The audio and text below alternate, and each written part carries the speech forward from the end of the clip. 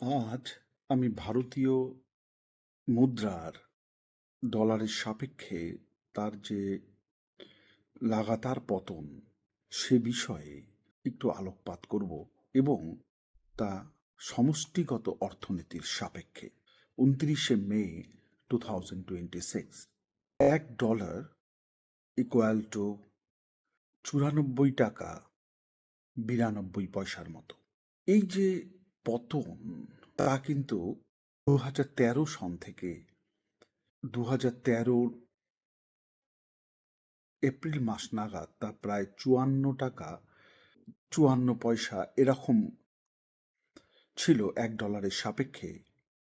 তা আজ 29শে মে 2026 $92 টাকা 94 পয়সায় দাঁড়িয়েছে। এর পেছনে আসল অর্থনীতি কি, কেন লাগাতারভাবে এর পতন ঘটছে? খুব স্বাভাবিকভাবে দেখলে আমরা এটা বুঝতে পারি যে একটা সাধারণ বাজারে যেভাবে কোনো দ্রব্যের দাম নির্ধারণ হয়, ঠিক একইভাবে ভারতীয় মুদ্রার দাম নির্ধারণ হয় ফরেক্স মার্কেটে চাহিদা এবং যোগানের সাপেক্ষে। অর্থাৎ ভারতীয় রুপির চাহিদা যদি ফরেক্স মার্কেটে বৃদ্ধি পায়, তবে ভারতীয় মুদ্রা অ্যাপ্রিসিয়েট করে, অর্থাৎ তার ভ্যালু বৃদ্ধি পায়। অপরদিকে যদি তার চাহিদা অর্থাৎ ভারতীয় মুদ্রা চাহিদা বৃদ্ধি না পায়, তাহলে কিন্তু ভারতীয় মুদ্রার মূল্যের পতন ঘটে, যা এখন ঘটছে। এই অবস্থাটা পেছনে অর্থনৈতিক কারণ কি? অর্থনৈতিক কারণ হিসেবে আমরা স্বাভাবিকভাবে বলে উঠতে পারি যে আমাদের কারেন্ট অ্যাকাউন্টে ডেফিসিট কথাটার মানে এক্সপোর্ট এবং ইম্পোর্ট এর মধ্যে আমাদের ইম্পোর্টে খরচাটা বেশি হচ্ছে, অর্থাৎ জিনিসপত্র বিদেশ থেকে আমদানি করতে প্রচুর বৈদেশিক মুদ্রার প্রয়োজন হয় ডলারের। সেই তুলনায় আমরা এক্সপোর্ট করে খুব কম পরিমাণ বৈদেশিক মুদ্রা নিয়ে আসতে পারি। অতএব এই যে রপ্তানির মধ্য দিয়ে কম বৈদেশিক মুদ্রা উপার্জন এবং আমদানির মধ্য দিয়ে বেশি বৈদেশিক মুদ্রার চাহিদা করা ভারতীয় মুদ্রার পতনের একটা অন্যতম প্রধান কারণ। কিন্তু এটাই শেষ কারণ নয়, আরও অনেক গুরুত্বপূর্ণ কারণ রয়েছে। যেমন এই যে আমাদের পার্শ্ববর্তী দেশগুলোতে একটা জিওপলিটিক্যাল ক্রাইসিস তৈরি হচ্ছে, দেশে দেশে যুদ্ধের পরিস্থিতি তৈরি হয়েছে এবং সেই যুদ্ধের জন্য সাপ্লাই চেইন তা বিঘ্নত হচ্ছে এবং যে তেল ভারতবর্ষকে আমদানি করতে হয় বিদেশ থেকে, তার মূল্য বৃদ্ধি পাচ্ছে এবং সেই কারণে তেল আমদানি করা ভারতবর্ষের একটি অপরিহার্য কাজ, যা বৈদেশিক মুদ্রার সাপেক্ষে করা হয়। তাহলে তেলের দাম যদি বৃদ্ধি পায়, তাহলে ডলার বেশি পরিমাণে ভারতকে দিতে হবে এবং যার ফলস্বরূপ এক্সচেঞ্জ রেট অর্থাৎ ভারতীয় মুদ্রার বিনিময় হার পতন ঘটে।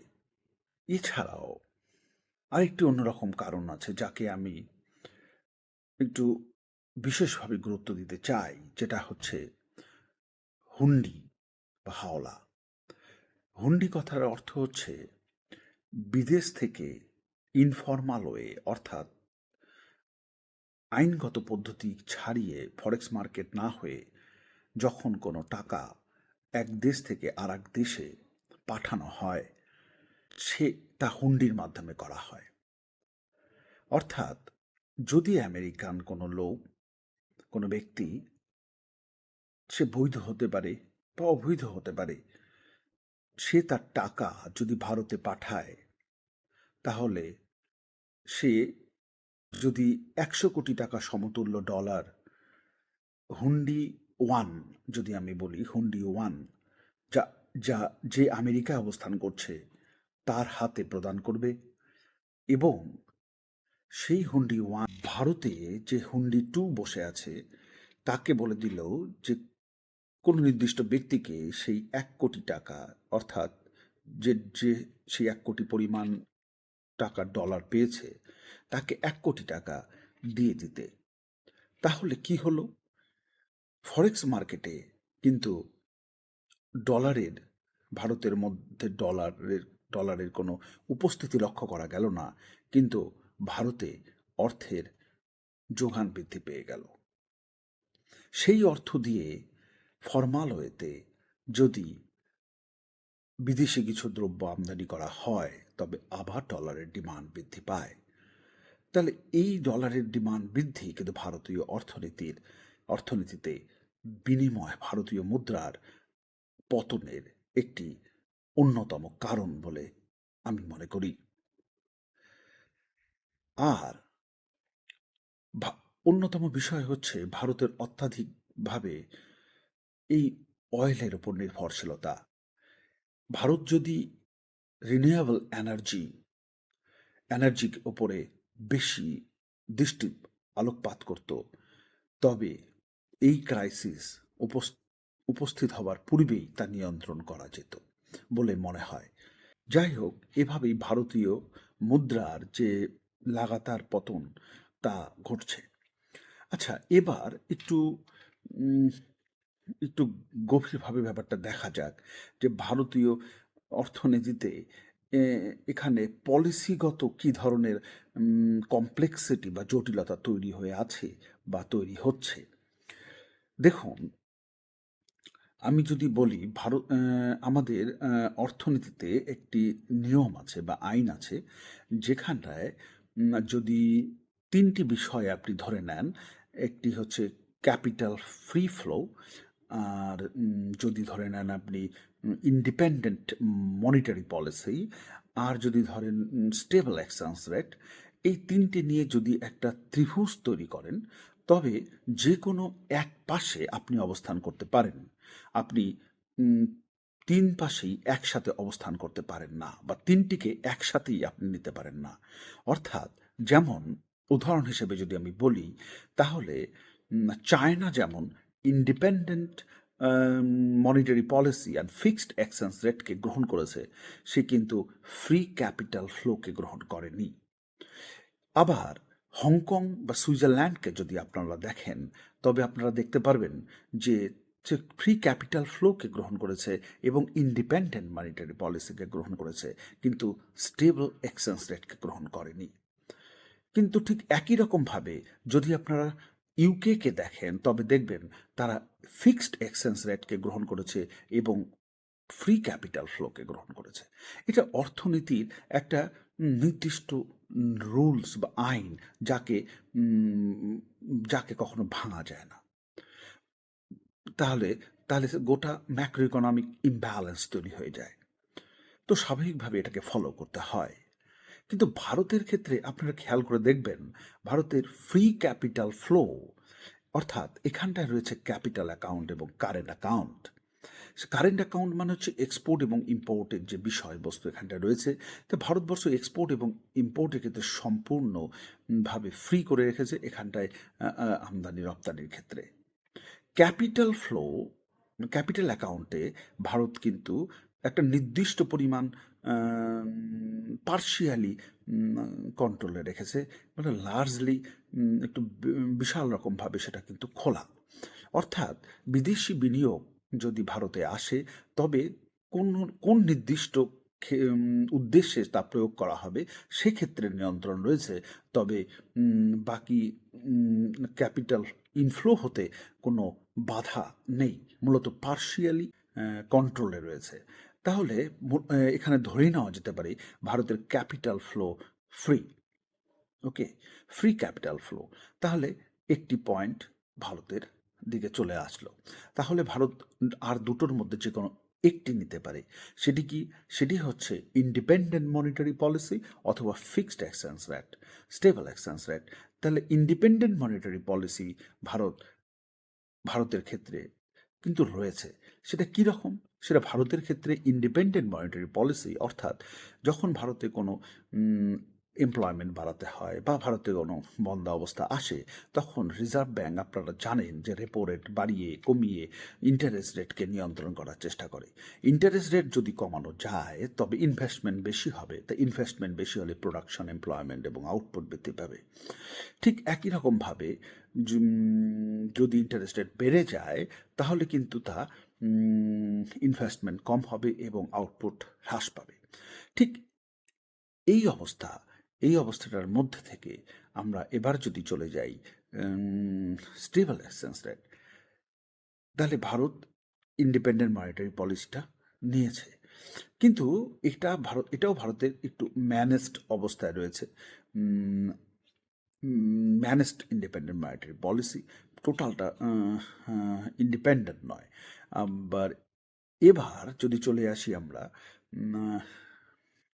কি বলবো, ফিক্সড বা স্টেবল এক্সচেঞ্জ রেট, সেখানটায় কিন্তু ভারতের এক্সচেঞ্জ রেট কিন্তু ফ্লেক্সিবল বলা যেতে পারে এবং সেটা কিন্তু আবার পার্শিয়ালি ম্যানেজড, কারণ রিজার্ভ ব্যাঙ্ক ডলারকে সেল বা বাই করে যখন অত্যাধিক অধঃপতন ঘটে ভারতের মুদ্রার, তখন ডলারকে বিক্রি করে তা ম্যানেজ করার চেষ্টা করে। তাহলে ভারতের ক্ষেত্রে আমরা তিনটাই পাচ্ছি। এই তিনটি আমি ফ্যাক্টরের নাম বললাম, সে তিনটি ফ্যাক্টরই ভারতবর্ষে কাজ করছে।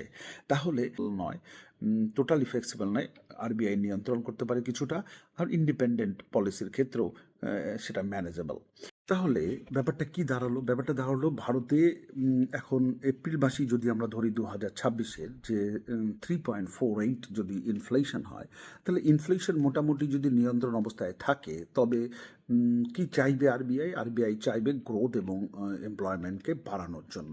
এটাই হচ্ছে মূলত ইন্ডিপেন্ডেন্ট মনিটারি পলিসির উদ্দেশ্য। সো তাই তাই তাই কি করবে, ইন্টারেস্ট রেটকে কমানোর চেষ্টা করবে এবং ইন্টারেস্ট রেট কমিয়ে দিয়ে ইনভেস্টমেন্ট বাড়ানোর চেষ্টা করবে। তো এটা হচ্ছে ইন্ডিপেন্ডেন্ট মনিটারি পলিসির ফুলনেস। সো তাহলে অপরদিকে কি হচ্ছে?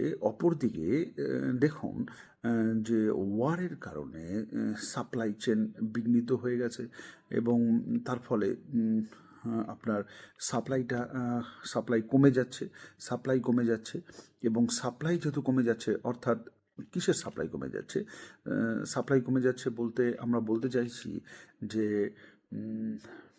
আমি এক্সপোর্ট ঠিকমতো করতে পারছি না, যার ফলে ফরেক্স মার্কেটের মধ্য দিয়ে আমি ডলার কম উপার্জন করছি। আর অপরদিকে আমার কিন্তু যে ইম্পোর্ট করতে হচ্ছে তা মূলত ইনএলাস্টিক, সুতরাং সেখানটায় কিন্তু আমার ডলারের চাহিদাটা বেশি আছে। সুতরাং কি হচ্ছে,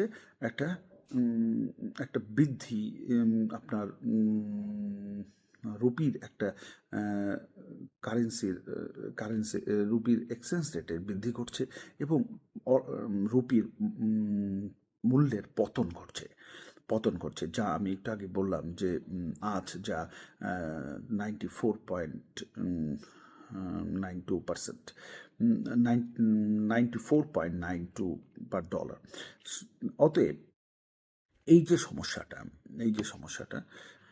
এই অবস্থাটাকে নিয়ন্ত্রণ করার জন্য আরবিআই কি করবে? আরবিআই করবে হচ্ছে ফরেক্স মার্কেটে ডলার ছেড়ে দেবে।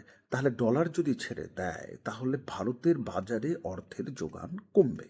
তাহলে অর্থের যোগান যদি কমে, অর্থাৎ লিকুইডিটি ক্রাইসিস হবে, তাহলে এর ফলস্বরূপ অর্থের যোগান কমলে আমরা জানি ইন্টারেস্ট রেট বৃদ্ধি পেয়ে যায়। তাহলে ইন্টারেস্ট রেট যখন বৃদ্ধি পাবে তাহলে ইনভেস্টমেন্ট কী হবে? ইনভেস্টমেন্ট কমে যাবে। তাহলে ইনভেস্টমেন্ট কমে গেলে কিন্তু দুটোর মধ্যে যার শক্তি বেশি, অর্থাৎ এই যে ইন্টারেস্ট রেট কমিয়ে ইন্ডিপেন্ডেন্ট মনিটারি পলিসির সাপেক্ষে ইন্টারেস্ট রেট কমিয়ে দিয়ে ইনভেস্টমেন্ট বাড়ানো, আবার অপরদিকে ডলার সাপ্লাই দিয়ে ইন্টারেস্ট রেটকে মানি সাপ্লাইকে ইকোনমিতে কমিয়ে দিয়ে ইন্টারেস্টে বাড়িয়ে ইনভেস্টমেন্টকে কমানো, এই দুটোর মধ্যে যার প্রভাবটা বেশি, যার পাওয়ারটা বেশি, সেদিকেই ঝুঁকতে শুরু করবে। তাহলে একটা ক্রাউডিং আউট, অর্থাৎ একটা প্রাইভেট ইনভেস্টমেন্ট ইকোনমি থেকে বার হয়ে যাওয়ার প্রবণতা তৈরি হবে। তবে এটা ভারতবর্ষে এখনও তেমন পর্যায়ে হচ্ছে না, যেহেতু ফিসকাল ডেফিসিটটা ভারতের সেই পর্যায়ে নিয়ন্ত্রণে রয়েছে, যাকে আমি বলবো এক্সচেঞ্জ রেট অ্যান্ড ইম্পসিবল ট্রাইনিটি। এই সবগুলো বিষয় মাথায় রেখে যদি আমি ভারতীয় অর্থনীতিকে বর্তমান অবস্থায় দেখি, তাহলে যে এক্সচেঞ্জ রেটের এই যে ভলাটিলিটিটা ভারতীয় ম্যাক্রো ইকোনমিক্সকে কিভাবে বিঘ্নিত করছে, বিঘ্নিত ঘটাচ্ছে ইম্পোর্টেড ইনফ্লেশনের মধ্য দিয়ে, rising oil import cost, capital flight, external debt service pressure, stock market instability. একই সাথে rigid exchange rate system independent monetary পলিসির এফেক্টিভনেসকে রিডিউস করে দেয়, অর্থাৎ কমিয়ে দেয়। অতএব পলিসি মেকাররা একটা ডাইলেমা ফেস করছে, যেটা হচ্ছে exchange rate stabilisation and monetary autonomy. কারণ যখনই দেখবেন রেট অফ ইন্টারেস্টকে লো করিয়ে আপনি গ্রোথ বা এমপ্লয়মেন্টকে বাড়ানোর চেষ্টা করছেন, যখন ইনফ্লেশন আপনার নিয়ন্ত্রণে, তখনই কিন্তু দেশের ভেতরে যে অর্থের বিদেশি অর্থ বিনিয়োগ হয়ে রয়েছে, যেটা ফরেন পোর্টফোলিও ইনভেস্টমেন্ট হতে পারে বা আদার্স ইনভেস্টমেন্ট হতে পারে, যা লং টার্মে নয়, সেই ইনভেস্টমেন্টগুলো কিন্তু সঙ্গে সঙ্গে যেখানে হাই ইন্টারেস্ট রেট পাবে সেই ইকোনমিতে মুভ করার চেষ্টা করবে, অর্থাৎ ভারতে ক্যাপিটাল আউটফ্লো হতে শুরু করবে। সেই ক্যাপিটাল আউটফ্লো নিয়ন্ত্রণ করতে গিয়ে কিন্তু সমস্যা তৈরি হচ্ছে, অর্থাৎ তখন আবার সেই এক্সচেঞ্জ রেটের পতন আটকাতে গিয়ে আরবিআইকে ফরেন ডলারকে বিক্রি করতে হচ্ছে আপনার ফরেক্স মার্কেটে। আবার যখনই ফরেক্স মার্কেটে বিক্রি করবে, তখনই আবার মানি সাপ্লাই কমতে শুরু করবে, আবার ইন্টারেস্ট রেট বাড়তে শুরু করবে। সো এই অবস্থায় এইরকম একটা জটিল পরিস্থিতি ভারতীয় অর্থনীতিতে তৈরি হয়েছে। যদিও ভারতবর্ষ এক্ষেত্রে আরবিআই এর মধ্য দিয়ে ওপেন মার্কেট অপারেশনের মধ্য দিয়ে ভারতে অর্থের ডোমেস্টিক ইকোনমিতে অর্থের যোগানকে বাড়িয়ে রাখার চেষ্টা করছে। পরিশেষে আমি বলতে পারি, ভারতীয় মুদ্রার ওঠানামা একটা মুদ্রাগত ঘটনা নয়, এটি ভারতের সামগ্রিক অর্থনীতির বাস্তবতার প্রতিচ্ছবি। বর্তমান পরিস্থিতি আমাদের শেখায় যে কোনো দেশের মুদ্রার অবস্থা শুধুমাত্র তার বাজারের উপর নির্ভর করে না, নির্ভর করে সে দেশের উৎপাদনশীলতার ক্ষমতার ওপরে, নির্ভর করে সেই দেশের ইনভেস্টমেন্টের ওপরে, নির্ভর করে সেই দেশের ক্যাপিটাল আউটপুট রেশিওর ওপরে, নির্ভর করে সেই দেশের প্রযুক্তিগত সক্ষমতার ওপরে, এবং অবশ্যই নির্ভর করে আন্তর্জাতিক আস্থার ওপরে। ভারত যদি তার অর্থনৈতিক সংস্কার, প্রযুক্তিগত উন্নয়ন এবং বৈশ্বিক অংশদারিত্ব আরও বেশি বর্ধিত করতে পারে, তাহলে আগামী দশকে ভারতের রুপি এবং অর্থনীতি বৈদেশিক বাজারে আরও বেশি শক্তিশালী ও বর্ধিত হয়ে উঠবে।